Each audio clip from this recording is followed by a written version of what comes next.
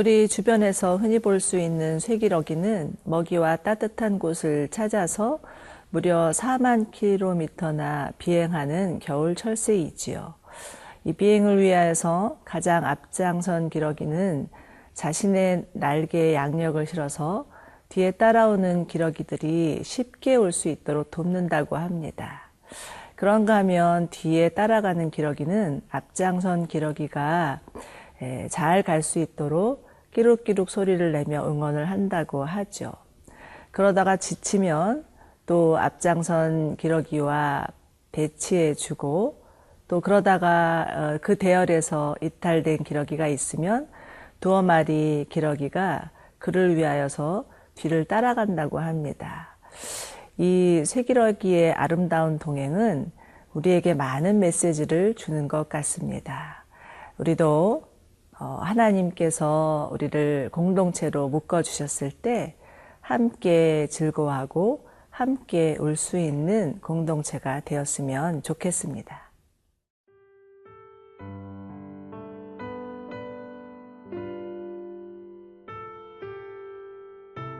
고린도후서 1장 23절에서 2장 11절 말씀입니다.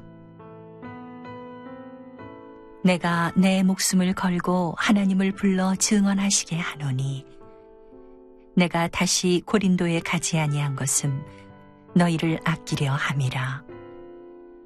우리가 너희 믿음을 주관하려는 것이 아니요 오직 너희 기쁨을 돕는 자가 되려 함이니 이는 너희가 믿음에 섰음이라. 내가 다시는 너희에게 근심 중에 나아가지 아니하기로 스스로 결심하였노니 내가 너희를 근심하게 한다면 내가 근심하게 한 자밖에 나를 기쁘게 할 자가 누구냐.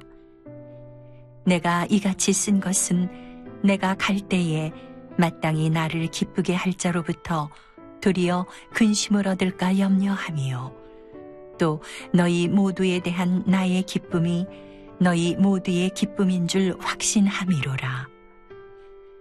내가 마음에 큰 눌림과 걱정이 있어 많은 눈물로 너희에게 썼노니 이는 너희로 근심하게 하려 한 것이 아니요 오직 내가 너희를 향하여 넘치는 사랑이 있음을 너희로 알게 하려 함이라. 근심하게 한 자가 있었을지라도 나를 근심하게 한 것이 아니요 어느 정도 너희 모두를 근심하게 한 것이니 어느 정도라 함은 내가 너무 지나치게 말하지 아니하려 함이라. 이러한 사람은 많은 사람에게서 벌 받는 것이 마땅하도다. 그런즉 너희는 차라리 그를 용서하고 위로할 것이니 그가 너무 많은 근심에 잠길까 두려워하노라. 그러므로 너희를 권하노니 사랑을 그들에게 나타내라. 너희가 범사에 순종하는지 그 증거를 알고자 하여 내가 이것을 너희에게 썼노라. 너희가 무슨 일이든지 누구를 용서하면 나도 그리하고 내가 만일 용서한 일이 있으면 용서한 그것은 너희를 위하여 그리스도 앞에서 한 것이니 이는 우리로 사탄에게 속지 않게 하려 함이라. 우리는 그 계책을 알지 못하는 바가 아니로라. 오늘 본문에서는 바울이 자신이 왜 고린도 교회를 방문하지 않았는지에 대한 이유를 설명하고 있습니다. 당시 고린도 교회는 심한 대립과 갈등으로 인해서 감정이 매우 고조되어 있었던 것 같습니다. 만약 바울이 방문할 경우에는 오히려 더 문제가 커지고 또 깊어질 수 있음을 우려했기 때문이죠. 23절과 24절인데요. 내가 내 목숨을 걸고 하나님을 불러 증언하시게 하노니 내가 다시 고린도에 가지 않은 것은 너희를 아끼려 함이라. 우리가 너희 믿음을 주관하려는 것이 아니요 오직 너희 기쁨을 돕는 자가 되려 함이니 이는 너희가 믿음에 섰음이라. 바울이 고린도 교회를 방문하지 않은 이유는 교회를 아끼고 사랑하였기 때문이었습니다.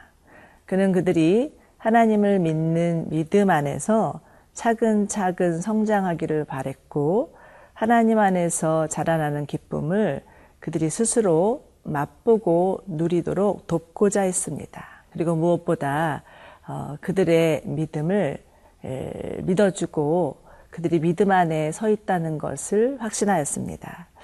여기서 우리는 바울의 리더십을 배울 수가 있는데요. 그는 자신이 세운 교회라고 해서 함부로 주도하거나 조정하거나 지배하려 하지 않았습니다. 성도들의 믿음을 억지로 키우려고도 하지 않았습니다. 바울의 리더십은 군림하는 리더십이 아니라 사람을 세우고 섬기는 리더십이었습니다. 그리고 무엇보다 그들이 자신의 문제를 자체적으로 스스로 해결할 수 있도록 하나님 앞에 바로 설 수 있도록 간절히 기도하는 리더였습니다. 4절을 보십시오. 바울은 내가 마음에 큰 눌림과 걱정이 있어 많은 눈물로 너에게 썼노니 라고 말하고 있습니다. 바울의 심정이 어떠했는지를 잘 나타내는 구절인데요. 바울은 고린도 교회의 문제를 하나님께 맡기며 간절히 기도하였습니다. 그리고 기도한 후에 고린도 교회에게 편지를 썼는데 이것은 일명의 눈물의 편지였고 하나님의 심정을 담아서 쓴 편지는 고린도 교회 교인들의 마음을 감동시켰고 그들 안에 큰 회개의 역사가 있었습니다. 여러분 혹시 여러분의 가정과 교회나 직장에서 어떤 문제가 있었을 때 어떻게 그 문제를 해결하려고 하십니까? 우리는 자칫 문제를 해결하기 위하여서 조급하고 성급하게 개입하거나 또 아니면 인간적인 방법과 지혜를 동원하는 것 같습니다. 그러나 하나님은 모든 짐을 내게 맡겨라. 내가 권고하리라 말씀하십니다. 즉 기도가 먼저라는 것입니다. 하나님께 나아가 기도하기 시작하면 하나님께서 움직이십니다. 당장 눈에 보이지 않는 시원한 해결책이 나오지 않아도 하나님을 신뢰함으로 기도할 때 하나님은 역사하시고 하나님의 뜻을 이루어 주실 것입니다.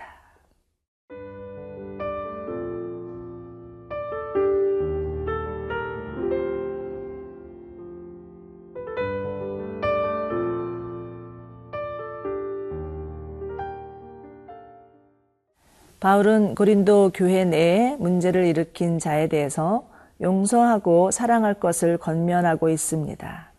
공동체 안에 일어난 개인의 문제는 단순히 개인적인 차원으로서 끝나는 것이 아니라 공동체 전체에 영향을 미칠 수 있다는 것을 알았기 때문입니다. 6절에서 8절인데요. 이러한 사람은 많은 사람에게서 벌 받는 것이 마땅하도다. 그런즉 너희는 차라리 그를 용서하고 위로할 것이니 그가 너무 많은 근심에 잠길까 두려워하노라. 그러므로 너희는 권하노니 사랑을 그들에게 나타내라. 사실 고린도 교회에서 문제를 일으킨 당사자는 바울을 상대로 문제를 일으켰던 것입니다. 바울을 비난하고 바울을 거짓 선지자라고 비방하였던 것이죠. 그렇지만 그는 그러한 자를 끌어안고 품을 뿐만 아니라 또 고린도 교회에게도 용서하고 사랑하라고 권면합니다. 이와 같은 바울의 용서는 어떻게 가능했던 것일까요? 그것은 다름 아닌 예수 그리스도의 십자가의 용서를 경험하였기 때문입니다. 예수 믿는 자를 죽이기까지 하고 살기 등등하게 길을 나섰던 그 바울에게 어느 날 예수님이 찾아오셔서 그를 만나주시고 그를 용서하시고 그를 구원해 주셨기 때문인 거죠. 그래서 바울은 10절과 11절에서 다시 한번 권면합니다. 너희가 무슨 일에든지 누구를 용서하면 나도 그리하고 내가 만일 용서한 일이 있으면 용서한 그것은 너희를 위하여 그리스도 앞에서 한 것이니 이는 우리로 사단에게 속지 않게 하려 함이라. 우리는 그 계책을 알지 못하는 바가 아니로라.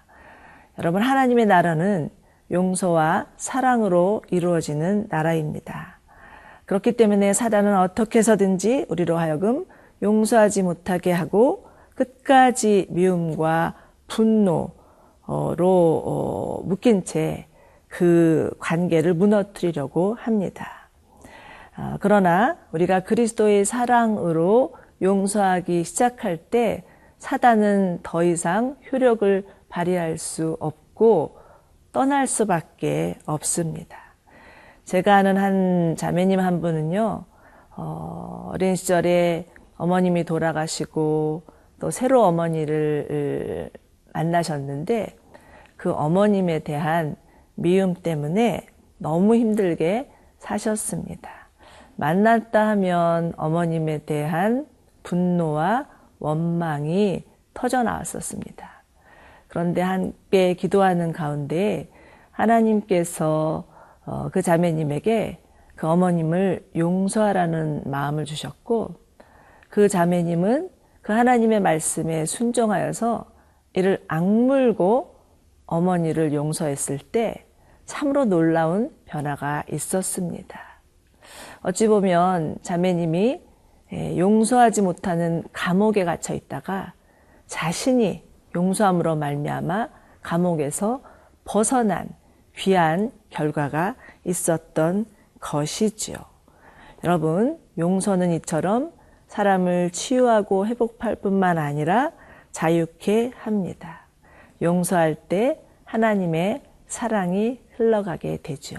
우리 모두 하나님의 용서의 은혜를 경험하시는 자들이 되기를 바랍니다. 기도하겠습니다. 하나님 아버지, 참으로 저희를 그리스도 예수 안에서 하나 되는 공동체 삼아주신 것 감사합니다. 어려운 일이 있고 갈등이 있을 때마다 피하지 않고 주님 앞에 나아가 구하게 하여 주시고 서로 용서하고 사랑하게 하여 주시옵소서. 그리하여서 예수 그리스도의 십자가의 용서의 은혜를 경험할 수 있게 하여 주시고 함께 하나님의 뜻을 이루어가게 하여 주시옵소서. 감사드리며 예수님의 이름으로 기도드립니다. 아멘.